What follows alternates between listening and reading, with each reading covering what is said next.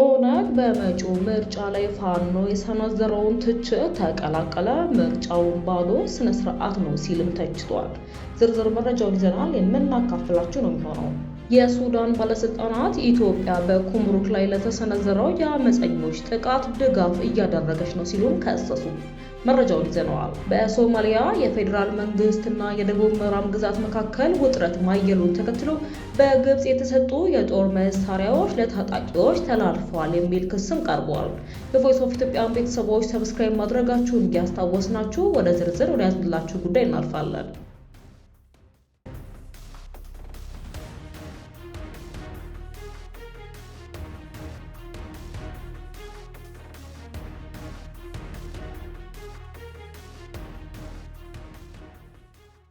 በሶማሊያ የፌዴራል መንግስትና የደቡብ ምዕራብ ግዛት መካከል ውጥረት ማየሉን ተከትሎ በግብጽ የተሰጡ የጦር መሳሪያዎች ለታጣቂዎች ተላልፈዋል የሚል ክስ ቀረበ።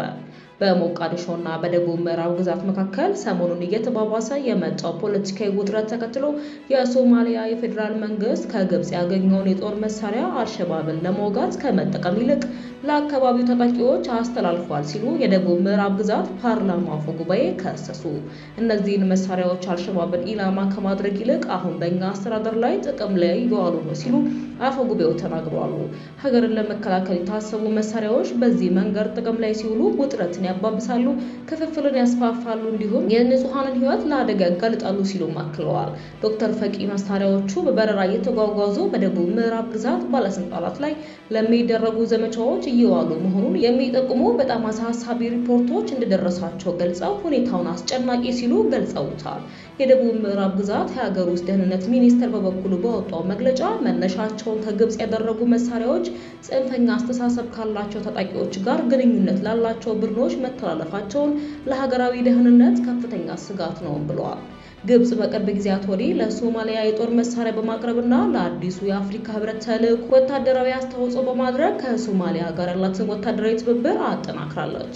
ኢትዮጵያ ቀደም ብሎ አዲሱ የሰላም አስከባሪ ተልዕኮ ከመሰማራቱ በፊት የአፍሪካ ህብረትና የተባበሩ መንግስታት ድርጅት ከሚመለከታቸው አካላት ጋር ሁሉን አቀፍ ምክክር እንዲያደርጉ ስትወተውት ቆይታለች።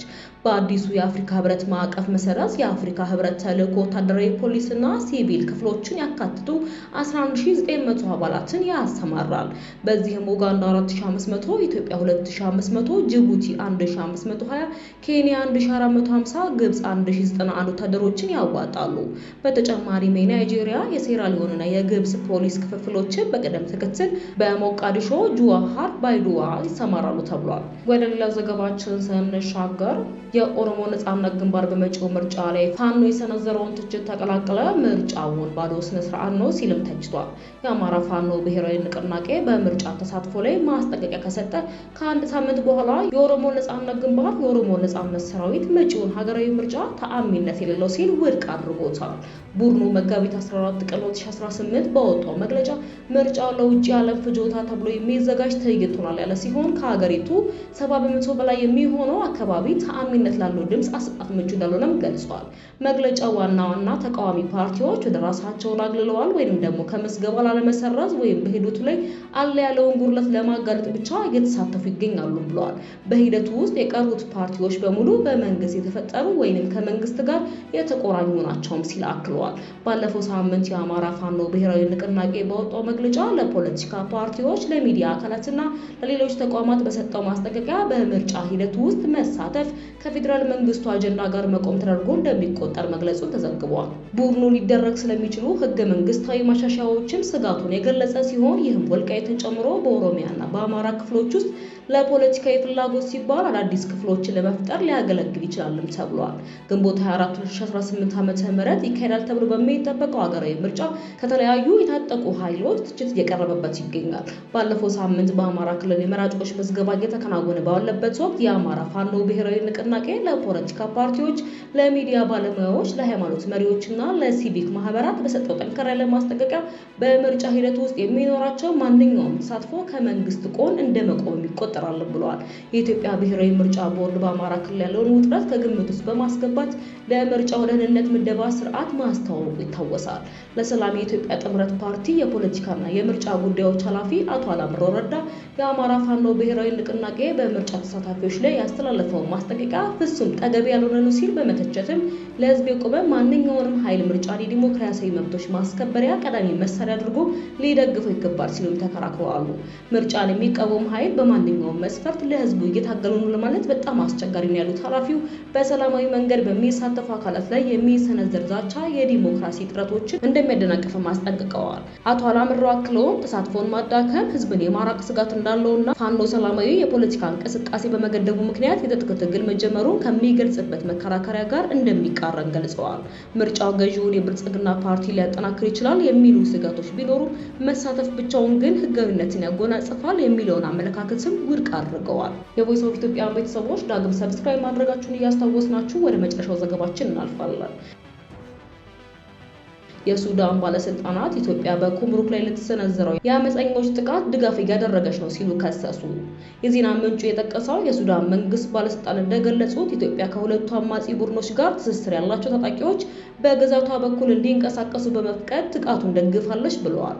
ምንጩ አክሎም የጦር ተሽከርካሪዎች ከኢትዮጵያ አሶሳ ተነስተው ጥቃቱን ከመሰንዘራቸው በፊት ወደ ድንበር አካባቢዎች መጓዛቸውን ገልጸዋል። ከኢትዮጵያና ከሱዳን ጋር በሚያዋስኑ በርካታ አካባቢዎች ባለፉት ቀናት ግጭቶች ያገረሹ ሲሆን የጁሩት አካባቢ ባለቤትነት ባለፈው ሳምንት በሱዳን ጦርና የፈጣን ደጋፊ ኃይሎች ወይም የሱዳን ህዝብ ነጻ አውጪ ንቅናቄ ሰሜን ጥምረት መካከል ሲዘዋወር መቆየቱ ይታወሳል።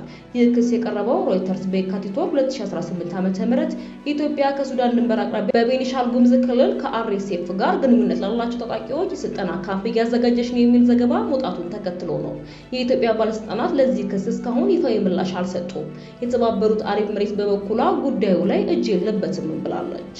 አልጀዚራ አረብኛ በወቅቱ ከፍተኛ የሱዳን መንግስት ምንጮችን ጠቅሶ እንደዘገበው ካርቱም በምስራቅ ሱዳን አዲስ የጦር ግንባር ለመክፈት እየተዘጋጀች የነበረው ኢትዮጵያ የፈጣን ደጋፊ ኃይሎችና የውጭ ታጣቂዎች በቡድናይል ድንበር አቅራቢያ የስልጠና ካምፕ እንዲመሰርቱ ፈቅዳለች በሚል ነው።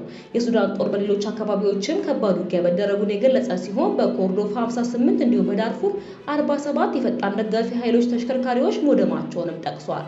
በተጨማሪም በርካታ የነዳጅና የጥይት መጋዘኖች በተለያዩ ቦታዎች መመታታቸውንም አክሏል። አንድ ከፍተኛ የሱዳን መንግስት ባለስልጣን ደቡብ ሱዳን ግዛቷ ለስልጠናና ለወታደራዊ መሳሪያዎች ዝውውር እንዲውል ፈቅዳለች ሲሉም ከሰዋል።